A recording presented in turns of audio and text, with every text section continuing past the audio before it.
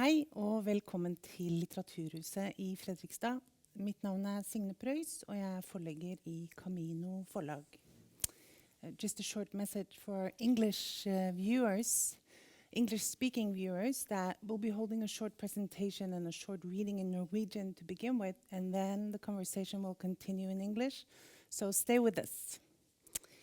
I kveld skal dere få møte Tatiana Tibuleac, forfatter av romanen Sommeren, mamma hadde grønne øyne, som handler om forholdet mellom Alexi og moren hans. Vi har kalt dette arrangementet hat og tilgivelse, eller er det lov å hate mamma? Og for å snakke om disse temaene fra boka og andre ting som boka handler om, møter hun psykolog og forsker Akiah Ottesen og oversetter Sindre Andersen, som har oversatt denne romanen fra rumensk. Så jeg gir egentlig bare ordet til Sindre, som skal begynne kvelden med å lese fra starten av boka.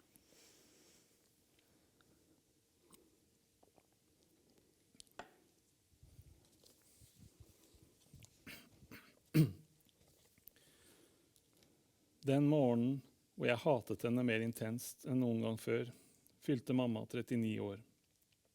Hun var liten og tjukk, dum og stygg. Hun var den mest ubrukelige moren som noen gang hadde eksistert. Fra vinduet så jeg hvordan hun sto som en tiggekjæring ved døra inn til skolen. Jeg kunne kverket henne med en halv tanke. Forbi meg gikk andre foreldre, tause og forskremte. En tragisk ansamling av falske perler og billige slips som kom for å hente de ubrukelige, unnagjemte ungene.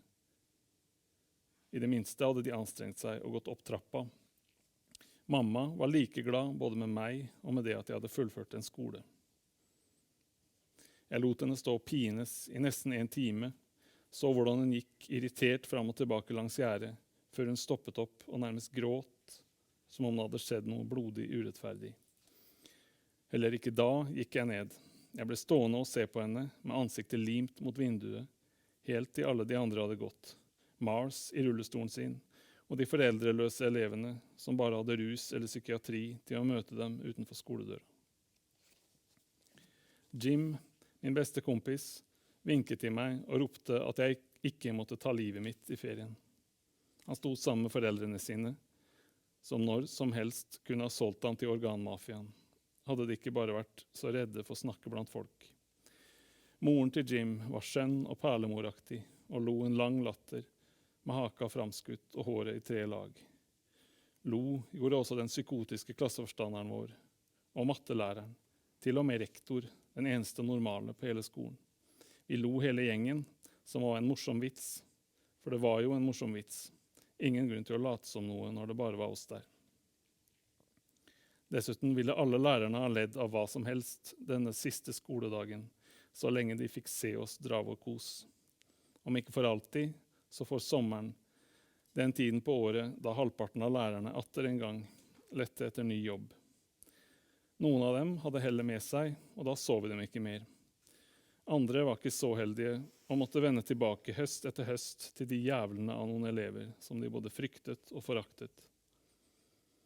Jeg dro bort ansiktet som et brukt klistremerke fra vindusruta. Jeg var til syvende og sist fri. Fremtiden min hadde noe av alvoret til en pyntet gravlund ved seg. Jeg begynte å gå sakte nedover trappa. I 3. etasje, der kontoret til psykiateren lå, stoppet jeg opp og risset hore i veggen med nøkkelen. Hadde noen sett meg, ville jeg sagt at det var en takk for alle årene med samtaler. Men i gangene var det helt tomt, som etter et jordskjelv. På skolen vår ble man ikke engang smittet av lopper. Nederst i trappa, som en hundebæsj, sto Carlo, min nest beste kompis, og røykte og ventet på en fjern tante som skulle ha ham boende hos seg en uke. Moren til Carlo hadde dratt til Spania for å utføre massasje på en russisk oligark, hans variant, midt i blinken. Alle utenom Carlo visste hva moren egentlig drev med, men ingen sa noe, for Carlo var en så skjør og fin type. Jo da, det var han. Mindre begavet, men fin. Jeg spurte om han hadde noen planer mellom uka hos tanta og turen vår til Amsterdam, og han svarte nei. Det hadde ingen av oss andre heller. Null bedriver null. I alle årene på denne skolen hadde jeg aldri hørt at en medelev hadde unnet seg en feriereise. Vi var visst ikke bare gærne, men også spedalske. Det var nok bare å få tilbringe sommeren uten halsbånd og munnkurv. Hva ville en ferietur vært godt for? Jeg var blitt kvalm av Carlo, av Jim, av meg selv. Menneskerester var det vi var. Syster og polypper, og dermed operert bort, men samtidig med hjerner og nyrers ambisjoner. Jeg har alltid likt anatomi. Sannsynligvis en arv fra mamma. Hun skulle blitt biologilærer, men så ble hun kringleselger i stedet. Fra pappa har jeg ikke arvet noe. Jeg ble stående og røyke sammen med Carlo. Jeg hadde først tenkt at han så lei seg ut. Han holdt seg for øynene. Så kom jeg til å tenke på storesøsteren, som hadde dratt til Irland og giftet seg med en bonde. Jeg spurte hvorfor han ikke dro til henne en uke i stedet for til den gamle tanta. Carlo svarte som om jeg var idiot. Selvfølgelig skulle han dit, bevares. Søsteren sender en limousin etter ham. Hun brant etter å fø på en galimatias over sommeren. Jeg ga ham et klaps på knollen da jeg gikk og sa at vi ses om 2 uker på stasjonen, og at han ikke måtte bruke opp alle pengene sine. Han svarte kort og bekreftende. Da mamma fikk øye på meg, begynte hun å skrike at jeg skulle få opp farten. Hun hadde ikke betalt parkeringsavgift. Jeg tente en røyk og satte meg dampende inn i bilen. Så røyker du gress igjen, hørte jeg henne si for seg selv. Jeg åpnet vinduet og spyttet mot skoleporten. Skolen begynte å krympe seg rundt oss. Det samme gjorde de 7 årene av livet jeg på dustevis hadde sløst bort der, som på en spilleautomat. Mika var fortsatt død. Jeg hadde fortsatt lyst til å slå folk. Thank you. So that was Sindre, who has translated Tatiana's book, reading the first chapter of the book, which brings us very quickly into the mind of the main character. It's his last day of school, after 7 years at boarding school, and his mother's there to pick him up, and he absolutely loathes her. He hates her, he despises her, not only her, but also everyone else, the teachers, the psychiatrists, society, and himself. This is pretty much comes very clearly in the first chapter of the book. And that's why we start today with a discussion of this hatred. Reading the book, I could feel it. I could feel it in the pit of my stomach when he's speaking to his mother, how much he hates her. And so I guess my first question, Tatiana, is where does this hate come from? And why do you want to describe it? Well, first of all, good evening, and thank you for this definitely very challenging invitation. Thank you, Sindre, for helping this book to find a way in our way. And I was almost fascinated to hear you. I was always fascinated with things I don't understand. So thank you for this extract. Coming back to the first question, where is this hate from? It is always an antagonism in every relation, and lots of them. But in my personal opinion, I think that between this segment of hate and forgiveness, you can fit nearly all emotions. It's a very big segment and a very generous segment in this sense. I exploit often hate in my writings, maybe too often, and as I was told. And I don't do this on purpose. I ask myself many times, why do I keep going back to hate and not the other feeling so much? I think that I regard hate very similar to love. For me, these are very similar emotions in a way, because for both you need a certain degree of intimacy. And you never really need a real reason to hate or to love a person. And it's also something about how these feelings are building up in someone's heart, like hating and loving someone. For me, it's very similar. And forgiveness, it's another extreme for me. It's a personal experience. in the last few years, and before I was thinking about it, it already transpired in the book. So I was caught in this relationship about hate and forgiveness. But in time, I understood that for me, forgiveness is the ultimate emotion. It's something which is more rewarding than even acceptance, which is much more popular nowadays. And it's something which is more promoted. But for me, forgiveness is something which is more complex and more difficult to attain.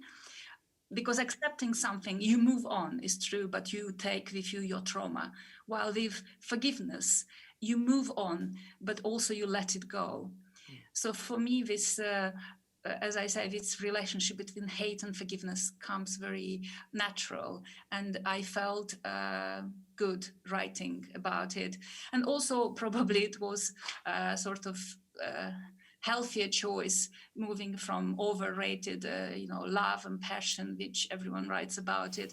I just felt that I need to be on another side of feelings this time. Like showing the hatred that can be in all relationships between children and their parents, for example, but is not as often talked about as the love part, right? Yeah. Well, I think that you can find hate pretty much everywhere, but as you said, it's also a filter which is called society. I was brought up with this kind of concept that hate and love go hand in hand. And you would often hear that from hate to love is just one step. So we are not so shocked when we hear that, for instance, a husband is killing his wife because she cheated, and that we call immediately a passion crime. And then it's somehow, we understand it. We have a sort of channel to go and understand, okay, because it was such a big love, now it's hate. Well, we can't really talk about hate, for instance, towards your mother, even if she's abusing you. People find it much more difficult to talk about inside hate. So it's very much about how society is modeling the view on the same feeling. And also I think that between, for instance, hate and rage is a big difference, because rage needs a sort of group of people. You feel better when you have rage, and it's more of you, probably. That's why lots of revolutions or gatherings or whatever, it starts from this collective rage. While hate, it's selfish feeling, like love. You can't hate anyone. You need to have a sort of connection with the person you hate. And we often hate people we love because they are there for us. And it's easier to hate someone you already know. And also because they let us hate them. If someone is not allowing you to hate him, this relationship is ceasing by itself, because you need a sort of receptor for that. So I think that we talk a lot about hate, but we don't look at the core of hate, because hate can take really different forms. And sometimes, it can even be a motor of going ahead. Sometimes you need negative feelings to come out and break a circle. Like a frustration to be able to break out of it. Yeah. This brings me to the psychological thoughts about the mother as the good breast and the bad breast. Like, she is the person who can give you food, but she can also take it away. And being so dependent on someone is perhaps what can fire the rage or the hate, because this person can take away what you need most of all. And in this book you describe that she disappears from this boy early in his life because of a very big tragedy that happens in the family. And so I was thinking that it's like a narcissistic rage, because she's taking away what he needs most. This means she can decide everything in his life, making him very dependent. And all children are dependent on their parents. I don't know if you've thought of this. Not all parents, not all children are No. dependent, but all children expect love. And this is, I think, if I would have to make a sort of, to rate the feelings which children expect from their parents, love would be definitely the first one, because the lack of love is something which can build up all kind of negative feelings, which for future is very difficult to deal with. Because you can be poor, you can be, not allowed to go places. You maybe are not, you don't wear very good clothes, because history shows us that, you can be happy in a poor family and not happy in a very rich family. But I think that what is important is that a child feels loved.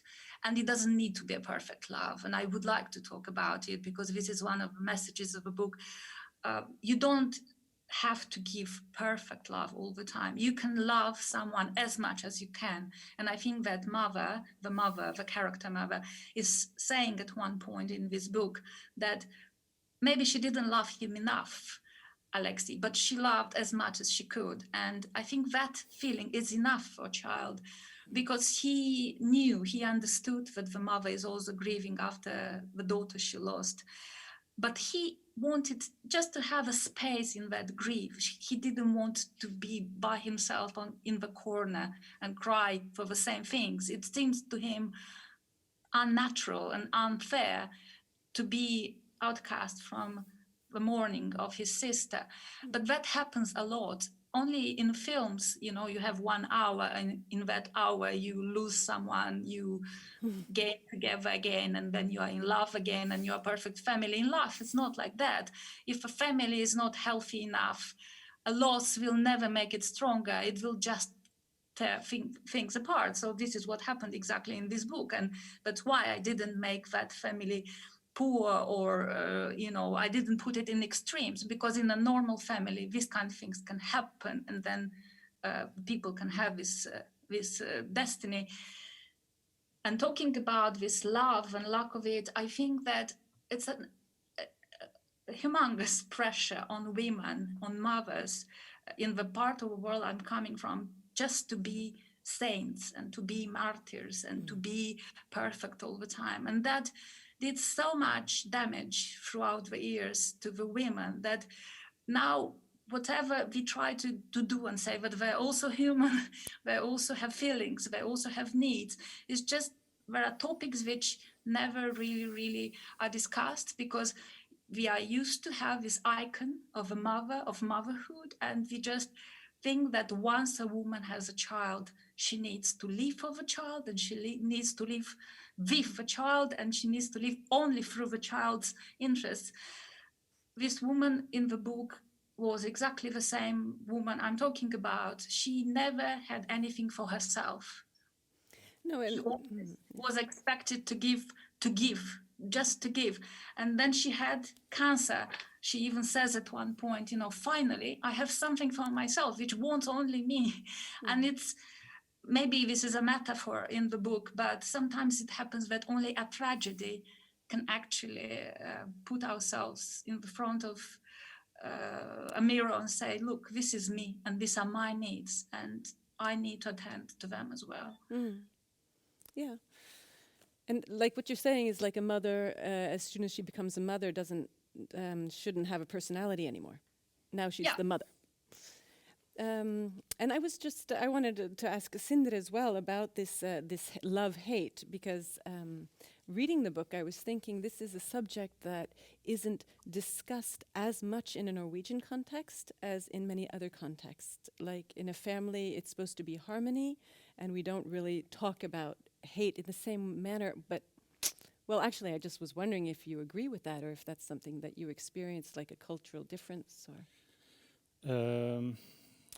That's interesting. I mean, I think you're right about that we don't talk so much about.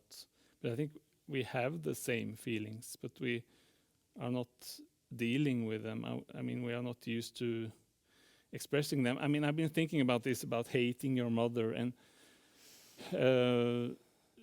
that, of course, I think it's in Norway, it's at least that way, that you are kind of that children have the possibility to be more independent from their parents than other places. And I mean, so kind of, for example, breaking away from your parents, not spending so much time with them as adults. That is not really a taboo. I mean, to kind of be more pragmatic and maybe not think of this family as some kind of or nuclear family or larger family as some kind of basic unit in society. So in that sense, you could call it more modern or something. It's more, I think it's more to kind of be, when you are an adult, you want to be independent. And I mean, if you don't like your parents, you have, I would say there's more acceptance to kind of maybe not care so much. But that's, when I think about it now, maybe it doesn't really have so much to do with hate, because hate, it's quite strong, and as you, Tatiana, said, it's sort of connected to, you only hate people you are close to usually. And I mean, in a Norwegian context, it's really, what is, I think it's usually you use the word hate in a sort of strange way. You can hate things that, hate a song or something. It's, to really hate people, actually hate people, it's maybe an actual taboo. It's not something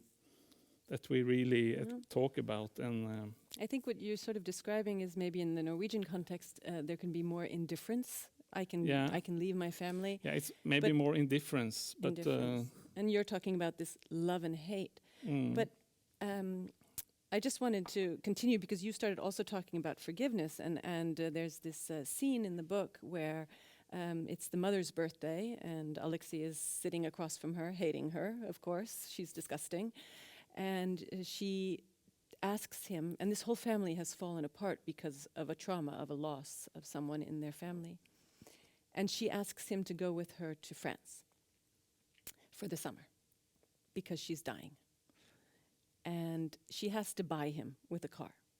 Otherwise he won't go, right? But that she doesn't mention until later, the dying part. The dying part, yeah. And so then they do go to France, and she does try to, or what is she trying to do? Would you like to explain that, Tatiana? What is she trying to do in your mind?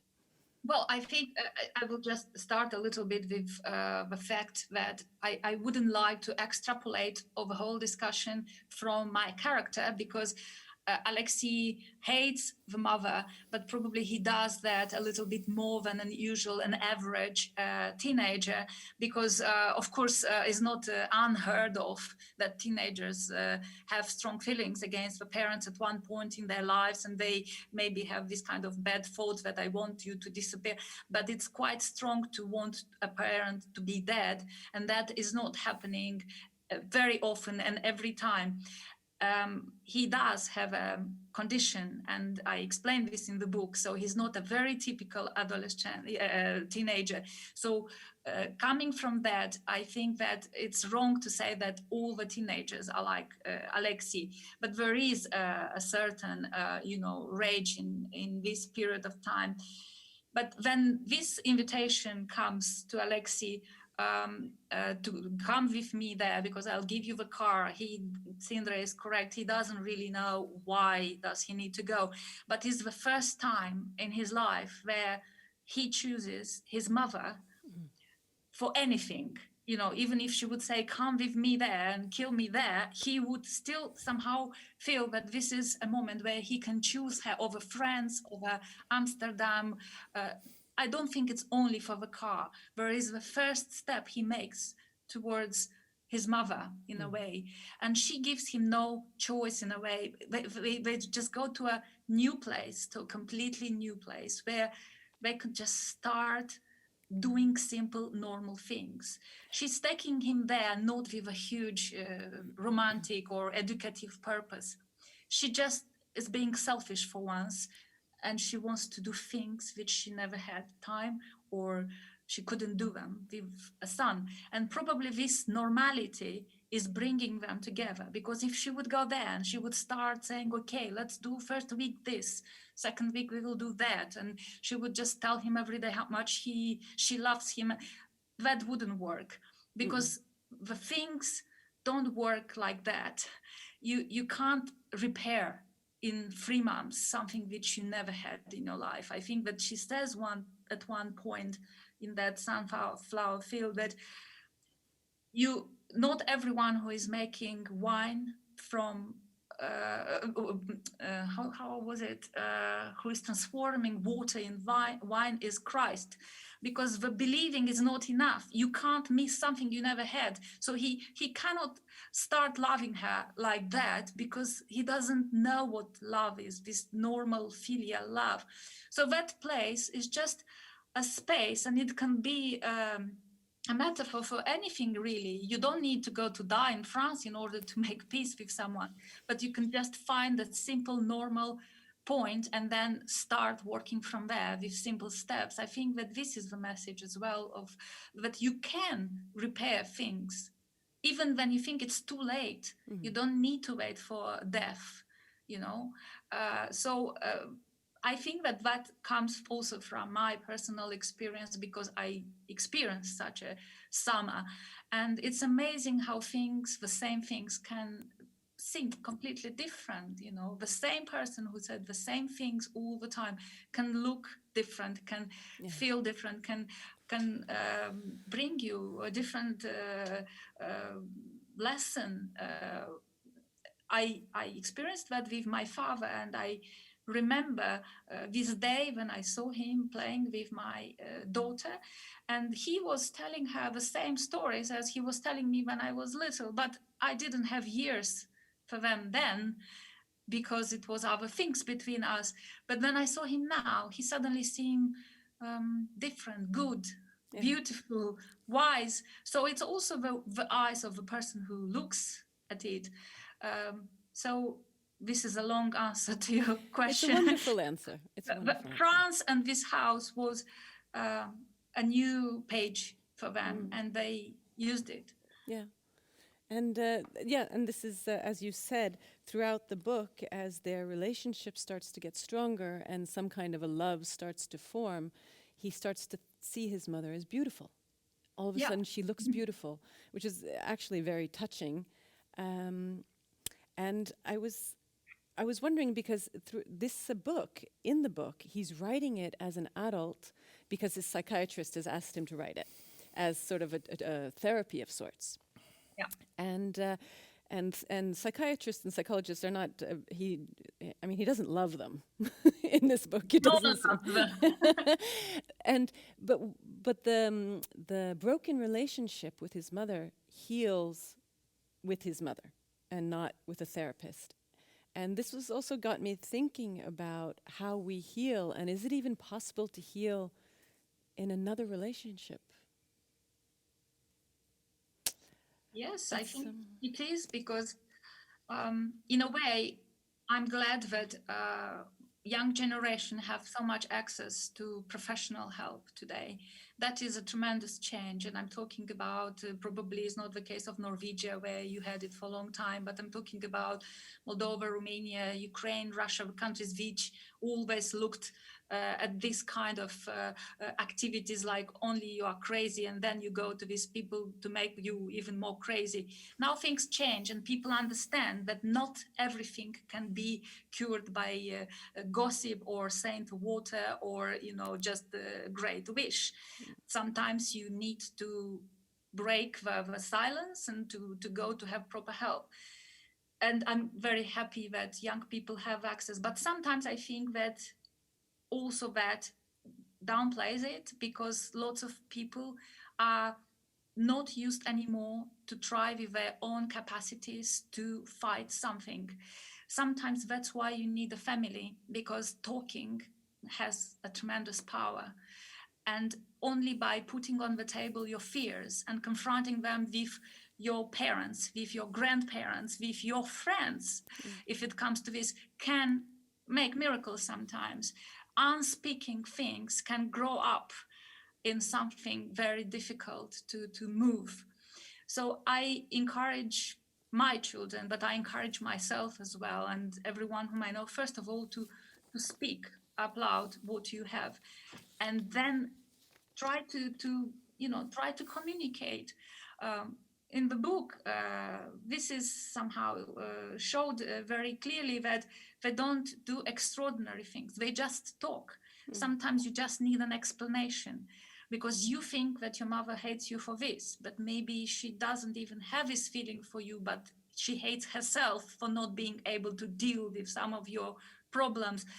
Lots of frustrations come from ourselves, from inside us, and then we can't deal with them. We just put them on the person near us, and it's easier for us to be unhappy in group rather than accepting that you have a problem. So your question was whether we can deal it in a relationship. Definitely we can do that, definitely. And that's why I think that communities, small communities, are dealing with this much better than cities, because you just sometimes need not to feel alone with very simple things, then you feel that whatever you do, no one will laugh. Whatever you do, people will say, come on, we had that as well, and we did that. Sometimes the neighbor can be of bigger help than your family who is in another country. But somehow we lost the connection with people. We just relate to institutions more, because we just have we became very introvert. We just don't want to talk about ourselves. We are ashamed to talk about ourselves. But when you're talking about going to therapy, I mean that's as you would agree, I think it's also become much more openness about that in Norway in recent years. I mean, as far as maybe 20, 30 years ago, that was also something that, if you need to see a psychologist, you're really almost dangerous. But it's an interesting kind of contrast between that and talking to your family. And don't you think it's some kind of sometimes it's important to talk to the people around you, but to seek this professional help is something you do when you are actually dealing with things that you cannot. If you have a problem with your closest relatives or children, parents, it's sometimes better maybe to talk to someone else about it and not with them. And I agree, and sometimes it is, but in this book it seems like he has been talking to people, and he writes on the psychiatrist's door, whore, but then he goes that's true. with his mother, and but it's a magical summer, and I don't think this is something that can happen in everyone's life, but it is described as a magical summer, like you were mentioning before. If you want to say something about the scenery. It's really, there are many interesting things in this, but it's as I've listened to some interviews that you, Tatiana, give in other places, and one place you mentioned that there's only one really concrete geographical place in this book, and that's this part of London where Alexei is growing up. It's called Haringey, and then the rest. It's a lot happens there, of course, but this village in France is somehow a bit unreal, and and also as one remembers it after having read the book, it's like it's full of colors and it's some kind of it's a sort of scenery for a summer, like summers you remember from your childhood, which are like that you are kind of that every summer in your adult life sort of has to be compared with, or that this is a summer in a way. It's a kind of a Summer of love. Yeah, summer of love, sort of dream summer from him. I mean, the summer after when he goes to this village again, he's trying to kind of relive it and do the things that he did with his mother again.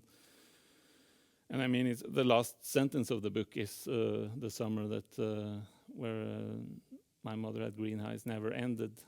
And of course, that's not true that it never ended, but it's something that's kind of his wish. That's kind of the summer and the green eyes and the colors sort of for me represents the sort of good things in life, one could say, or that he doesn't really have access to, or that he didn't have access to, neither in his childhood nor in his present life, where he's also not really happy. I mean, he's not, and also not really full of love. He barely likes his assistant Sasha, but apart from that, a lot of things has happened, but he hasn't really.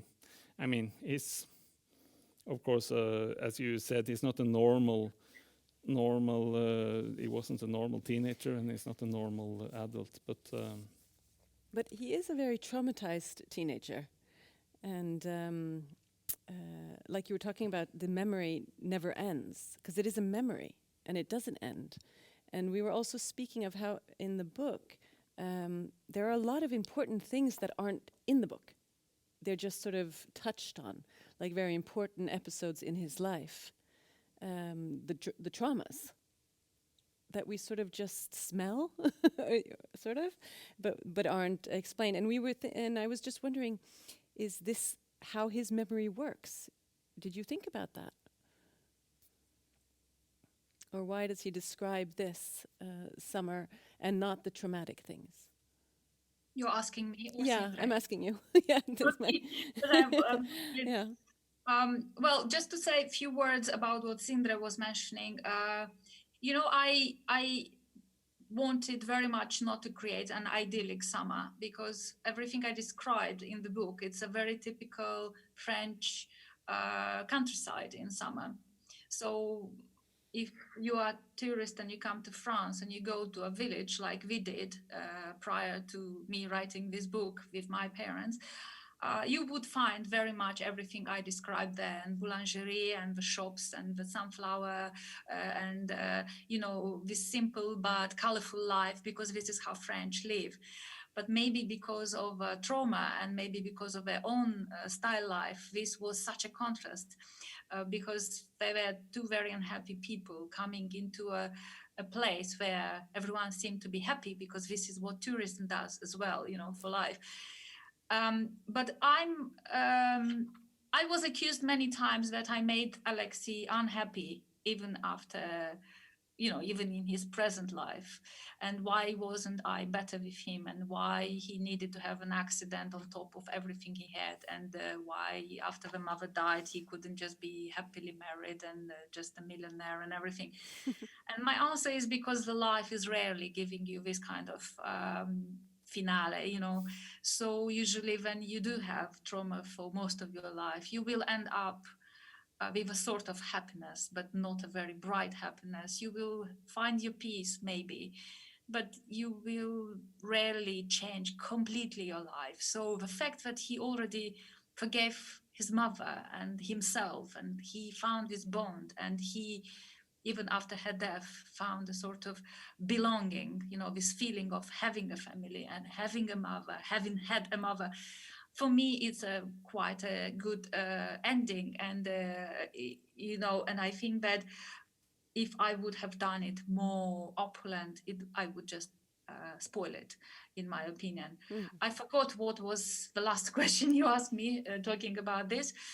Yeah, but now I'm thinking about something completely different. Because now I'm thinking about, yes, because she does bring him to France, and she does in some way give him a home, because he ends up buying this house and coming back there all the time.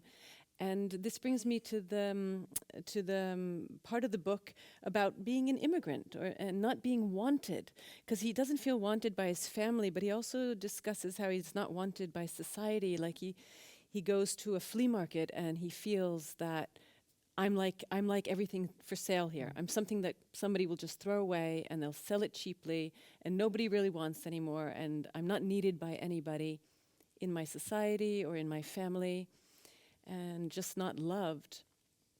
And I was just wondering, because this family is a migrant family living in England from Eastern Europe, if this was any of the, if this was important for you in writing the book. Were you trying to say something about being an immigrant, or was it just a part of the book?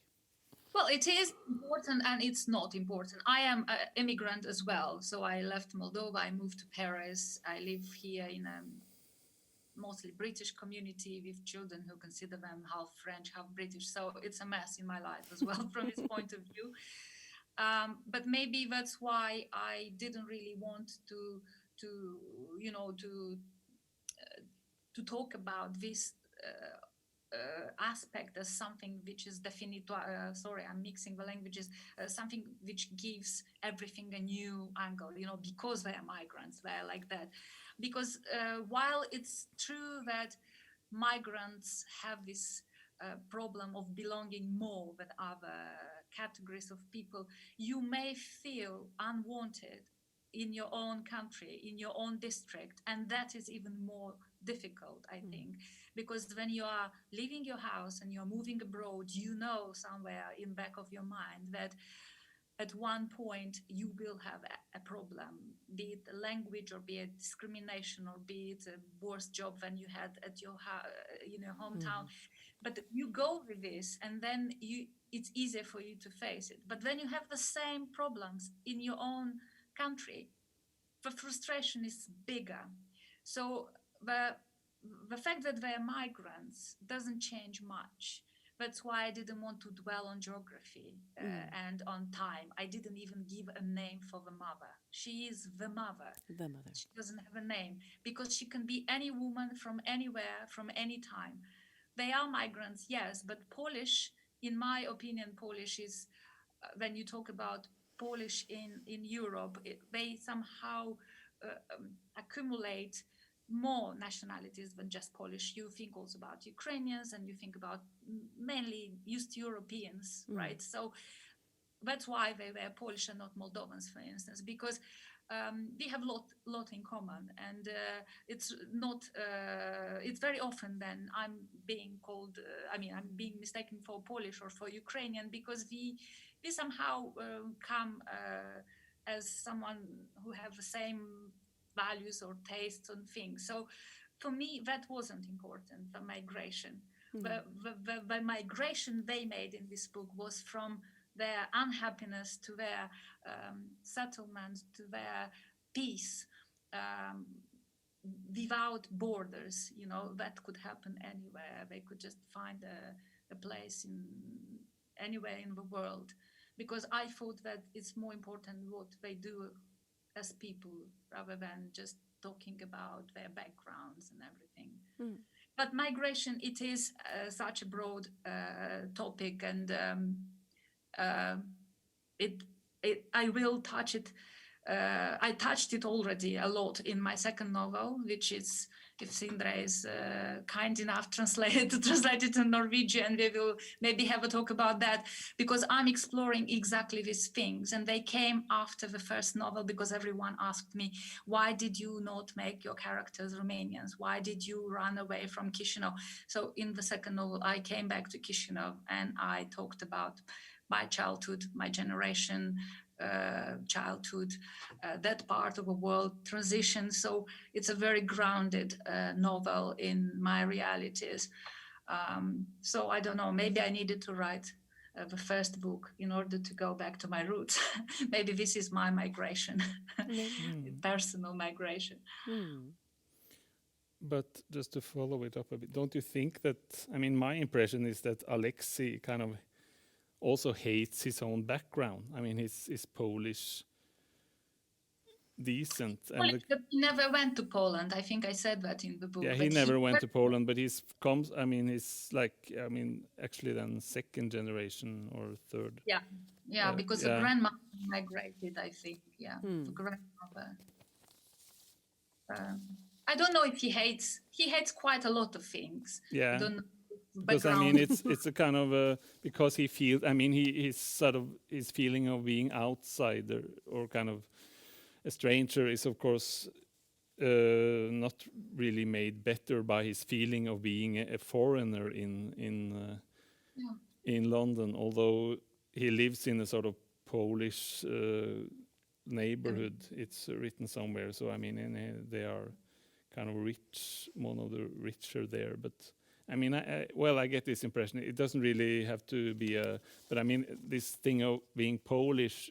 I mean, for Norwegians, I mean, in Norway, the Polish are the biggest immigrant group at the moment, and I mean, this kind of feeling that this is Polish or Polak as. That isn't it interesting? So I'm curious how this book will be read in Norwegian, because I didn't know that you have a big community of Polish. The largest immigrant group in Norway. Yeah, it is. And I mean, the word Polak, which I also use a few times, it's a bit, I mean, I think it has some kind of negative, I mean, it's the word you have for a Polish man or Polish person, but it's kind of, I mean, it's used as you also hint to, for like Eastern Europeans in general, or like guest workers, and I mean, it's so kind of to use this Polish identity is, I mean, it's Poland is a huge country, and I mean, it's a long story, but there was one other thing that I wanted to mention regarding this, that you say you got criticized when this book came out, that you didn't write about your own background, your own roots. And I mean, what sort of surprised me first when I sort of was thinking about this book and was planning to translate it, is that it's actually, when you as a Norwegian pick up a book from a country like, or where the author is from Moldova or Romania, or probably also Poland, you would expect that this book is about this country. I mean, or many people would. I mean, it's kind of, now I'm reading a book by a Romanian author. It's kind of to learn something about this and that.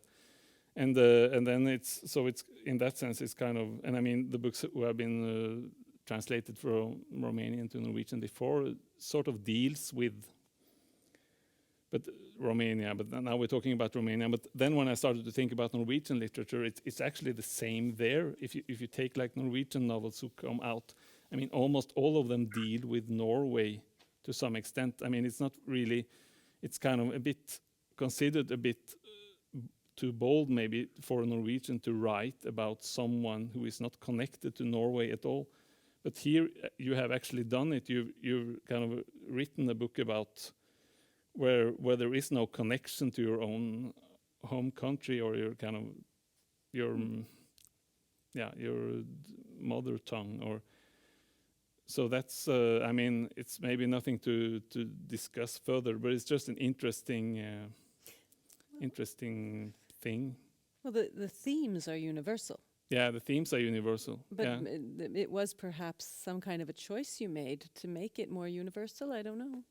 I don't know, maybe it comes from the fact that because I migrated, I just for a while didn't really want to talk all the time about, Moldova and transition and mafia. And it's just a bunch of cliché which you always need to bring it up to parties and everything, because people, they don't know much about the country. So if you talk Romania, you necessarily will have to go through this, Ceausescu, Securitate, Dracula, wine, and for Moldova is obviously theft and prostitution, and it's boring as a writer to do this all the time. And I'm, it's a little bit strong, but I'm fed up just to export all the time these kind of topics.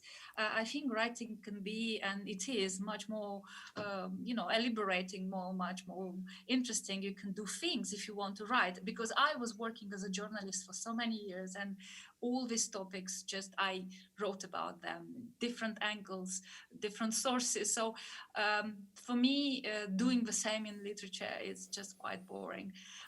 And as I said, I went back in my second book to Moldova, but I don't think I will do this again. I mean, if you ask me now, third book, if it comes or not, I don't know, but I would like to run away even more because there are so many other interesting things happening, and I don't know why do I need to only think about that zone when the feelings and the dramas and the you know, the interesting stuff for me, it's also in some other places, in other cultures. So if I would write only about my own life, it would be absolutely, you know, boring. So I don't believe that you are tied to a place and to a language. I think that, I don't know, literature is much bigger than that. Sure. You have transcended stereotypes, I think, in this book, and you've made it very universal. And there are many topics we haven't been able to explore, like loss, and also that the main character does actually have a mental disorder and is psychotic at times, and the trauma and everything they've experienced. And there's a part of the book which I sort of wanted to end with this kind of this is a question, because there's a part of the book where you do state he's having a conversation with his girlfriend Moira, and he says, "I want to write about what happened," and she says, "No, don't write, Alexei, please. One can forget colors, but not words."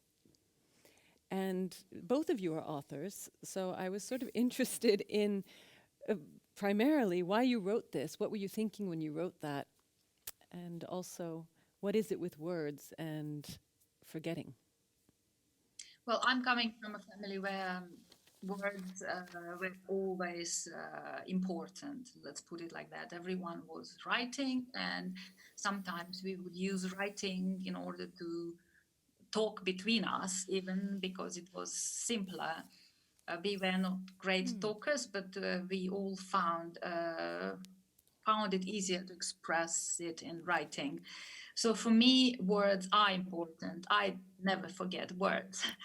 I wouldn't like to finish this discussion like that, but for me, a bad word is equal to a sort of violence, you know, because I will just think about it and rethink it and build up lots of stuff on it, even if it doesn't exist, because I think that one word which is said, it can't be unsaid. And in the same time, things which are not said at times, they're also difficult to replace. This is what I feel now, that there are so many things I could have talked with my father, and because we didn't say them when the time was right, now I can just guess. And that is very painful. Yeah. So yes, for me, words are very powerful and like a sort of guns, and you need to be careful with them. Words are there to stay, right? Mm. Well, I think we actually do have to round off quite soon. Do you have any short comments at the end that you want to... Yeah, I was just going to say regarding what you said, because and also regarding this quote that you come with, and I mean, there are many things to say about kind of colors and words, but I mean, one could say that the fact that this is maybe a question also, that Alexei is actually right. I mean, he's a painter, but then he writes this book actually, and that this is some kind of victory of words over the visual, or the words over colors. Well, I would maybe say that it is also a painting, the book. Yeah, that was actually my next, because what you remember, and I also mentioned that earlier, what you remember from the book is as much colors as words. So that's also that he kind of paints with words, and that the kind of the really memorable and like vivid things in the book are actually painted with words, and also again related to this summer and to this village. But that's kind of my perspective or my view. Well, thank you. And I think even though he's written, or it's his words, it's your book, so you've also painted this picture for us. So we won't forget it. And I want to thank you for a very fascinating conversation. Well, thank you very much, both of Yeah, you. thank you. And I hope to see you in the same room, maybe in 1 year. Maybe someday. Right. And I'm looking forward to your next book. Okay. Thank you very much. Thank you, Thank you. both of you. Bye. Bye. Bye.